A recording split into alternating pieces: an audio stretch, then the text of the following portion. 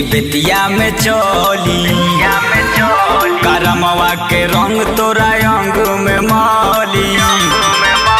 सुगौली में रंगी की बेतिया में चोली करमवा के रंग तोरा अंग में माली चल से नवरिया रंग मधुन गलिया चल से नवरिया रंग मधुन गलिया रामनगर बनकट खेलेला होली सुगौली में रंगी की बेतिया में चली करमवा के रंग तोरा अंग में माली बेतिया में चली करमवा के रंग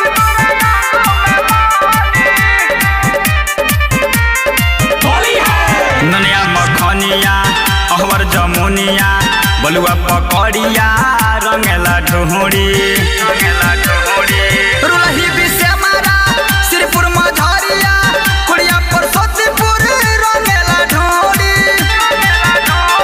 हर सीधी नवतन पहाड़पुर मझवलिया जगदीशपुर मलाही में दल नाही गली सुगौली में रंगी की बेतिया में चली करमवा के रंग तोरा अंग में माली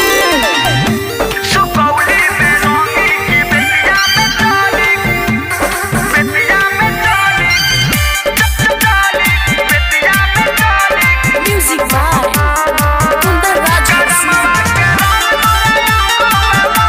Mixed by Alka Films Bhojpuri। परसा बहुआ रावा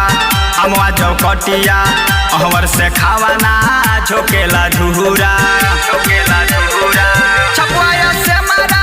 बगहा चौतारावा सिसवा बहेरिया झोकेला झुरा अरे राज संग्रामपुर चनपटिया बोई सकावा पप्पू अजय हाकिम साहेब टोली सुगौली में रंगी की बेतिया में चली करमवा के रंग तोरा अंग में माली ते चल से नवरिया रंग मधुन गलिया ते चल से नवरिया रंग मधुन गलिया रामनगर बनकट खेलेला होली सुगौली में रंगी की बेतिया में चली करमवा के रंग तोरा अंग में माली Mixed by Alka Films Bhojpuri।